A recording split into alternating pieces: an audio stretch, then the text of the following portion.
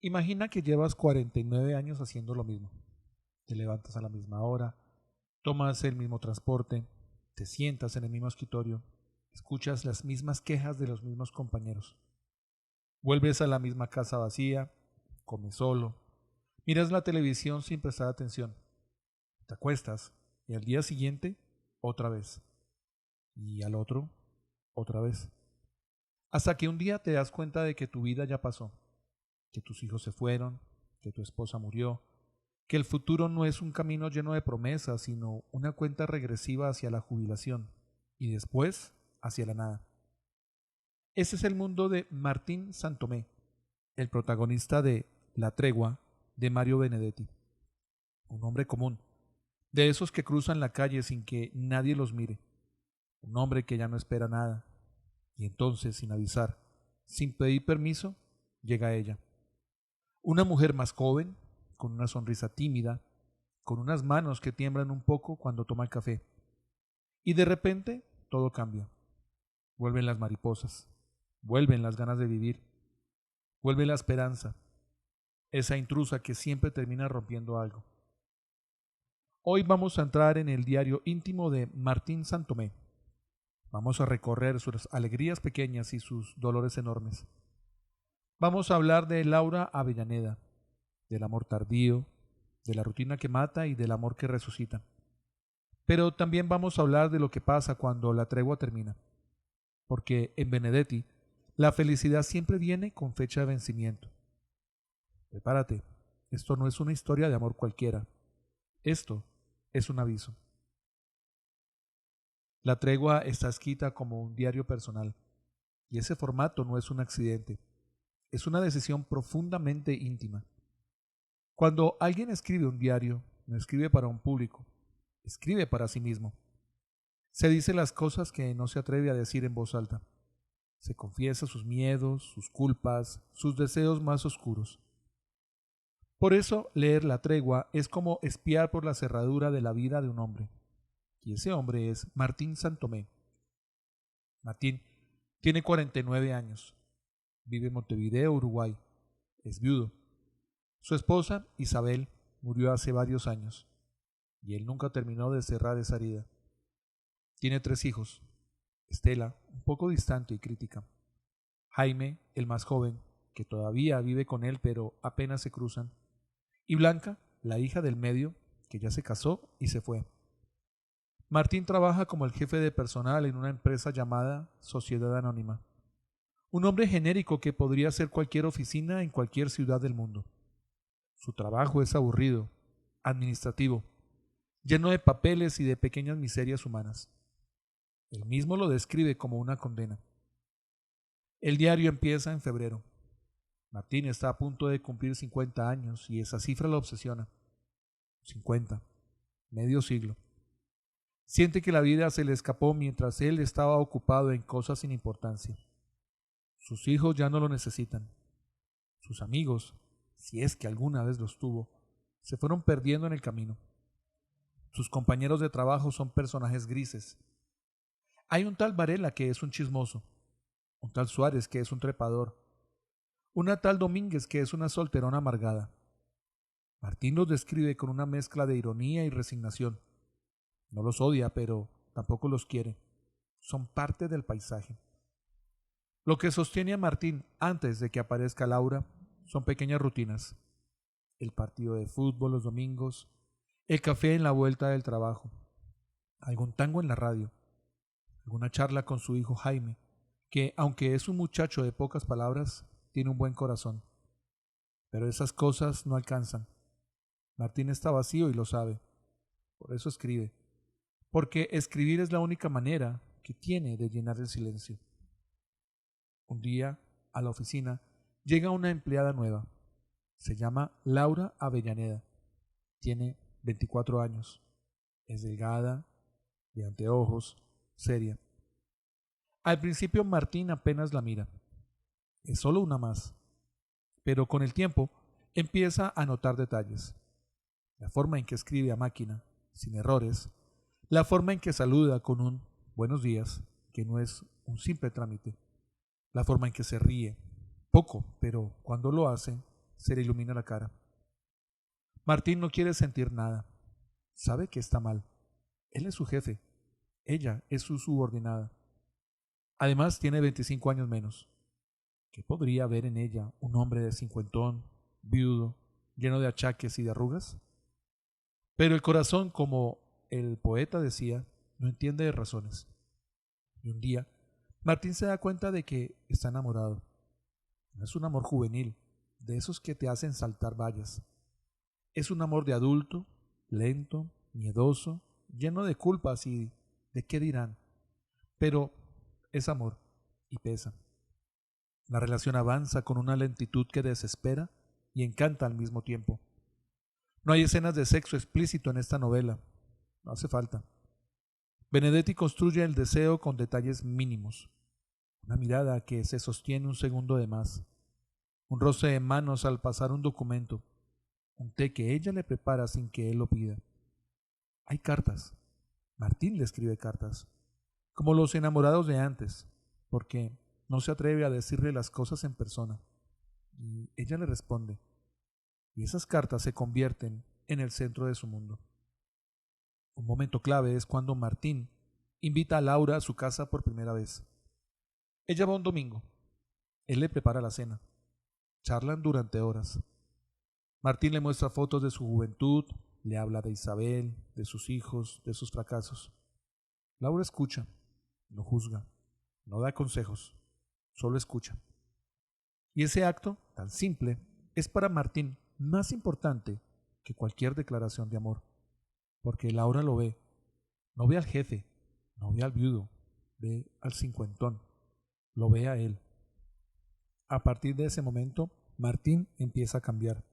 Su diario se llena de una energía nueva. Ya no escribe solo para quejarse, escribe para celebrar. Describe cada encuentro con Laura con una emoción que duele, que es muy genuina. Empieza a preocuparse por su ropa, por su aspecto. Se corta el pelo más seguido, se compra un par de zapatos nuevos. Sus hijos notan el cambio. Jaime lo apoya. Estela, la hija mayor, pone el grito en el cielo. Le parece indigno que un hombre de su edad ande haciendo el ridículo con una empleada joven. Martín no le hace caso. Por primera vez en muchos años se siente vivo. Benedetti describe esta etapa de la novela con una ternura que desarma. Hay una escena hermosa donde Martín y Laura caminan por la Rambla de Montevideo. Es de noche. Hace frío. Él le ofrece su abrigo. Ella lo toma. Caminan en silencio. No hace falta hablar. El río, el viento, las luces de la ciudad. Ese es su idioma. Esa es su forma de decirse te quiero sin decir nada. También hay escenas de celos, porque Martín es humano. Sabe que Laura es joven, que podría tener a cualquier hombre, y eso lo atormenta. Cuando ve que un compañero de la oficina, un tal Santini, la mira con otros ojos, Martín siente una punzada en el pecho, pero no la reclama, se lo guarda, porque no quiere ser el novio posesivo, no quiere arruinar lo que tienen. Y hay escenas de intimidad, sí, pero contadas con una delicadeza excepcional. Benedetti no entra en detalles explícitos, se detiene en la emoción, en el asombro de dos cuerpos que se encuentran, en la ternura que sigue al acto. Es una de las representaciones del amor adulto más hermosas que he leído en la literatura, porque no idealiza, no dice que todo es perfecto, dice que es real. Llegamos al corazón del libro, el título, La tregua. Una tregua es una pausa en medio de una guerra, no es la paz definitiva, no es el fin del conflicto, es solo un respiro.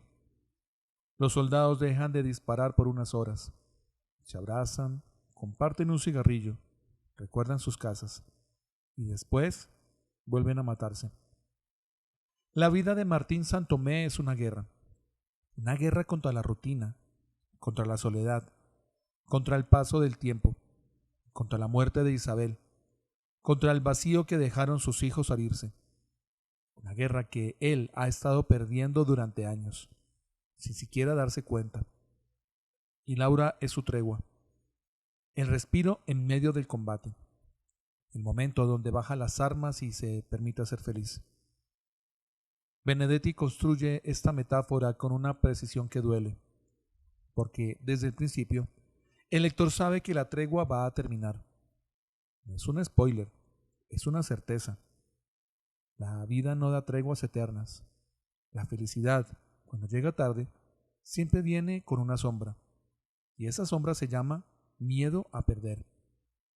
Martín sabe que Laura podría irse, sabe que podría cansarse de él, sabe que la diferencia de edad, tarde o temprano, iba a pesar, pero elige no pensar, elige disfrutar, elige agarrar esa felicidad con las dos manos, aunque le duelan las uñas. Y eso es, quizás, lo más valiente que hace en toda la novela, porque a veces la valentía no es pelear. La valentía es permitirse ser feliz aunque sepas que la felicidad es breve. No voy a espolear el final, pero tengo que hablar de él sin dar detalles, porque el final de La Tregua es uno de los finales más famosos de la literatura en español. Hay una sola frase, que concentra todo el dolor del mundo. Cuando la lees por primera vez, el libro se te cae de las manos. Cuando la lees por segunda vez, ya sabes que viene, y aún así te duele igual. Esa frase es como un puñetazo en el estómago, pero también es un acto de amor, porque Benedetti no nos miente, no nos da un final feliz para consolarnos, nos da un final verdadero, aunque duela. Ese final ha exagerado debates durante décadas. Algunos lectores dicen que es cruel, que Benedetti exagera, que castiga a sus personajes sin necesidad. Otros dicen que es el único final posible, que la vida es así, que el amor no siempre gana, que a veces la muerte llega cuando menos la esperas y se lleva todo. Yo creo que Benedetti no era cruel, era honesto y la honestidad a veces duele más que la mentira. Hay una escena poco antes del final donde Martín recuerda una conversación con su esposa, Isabel, poco antes de que ella muriera. Isabel le dijo: no tengas miedo de volver a querer. Martín le prometió que lo intentaría y lo intentó. Y por un tiempo funcionó. Pero la vida, esa señora caprichosa, tenía otros planes.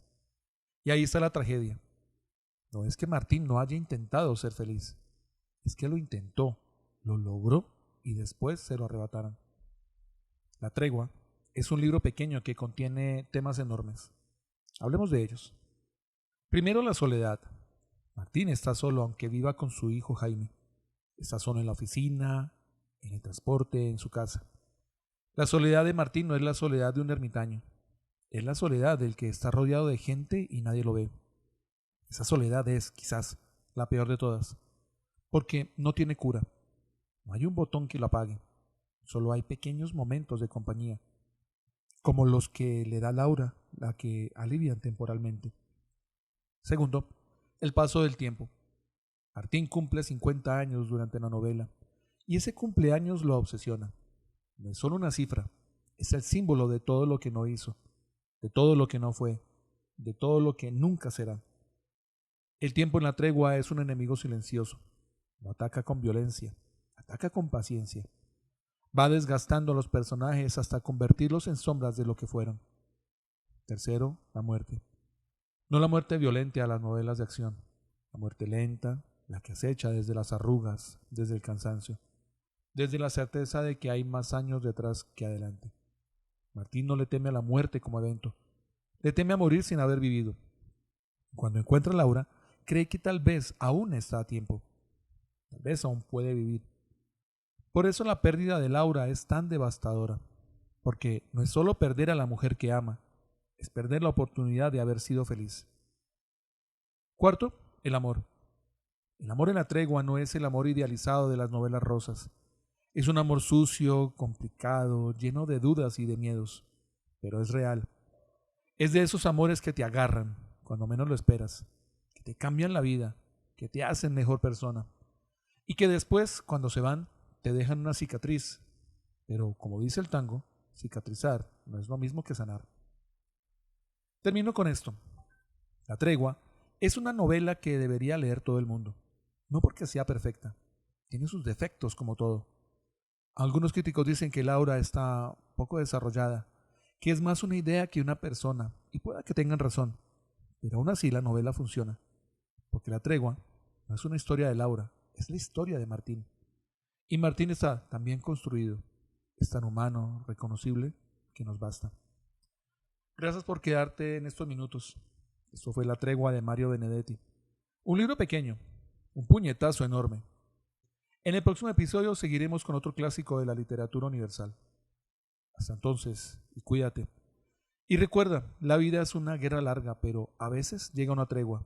Y cuando llegue, agárrala con las dos manos, aunque después duela. Porque el dolor de haber amado siempre duele menos que el dolor de no haber amado nunca.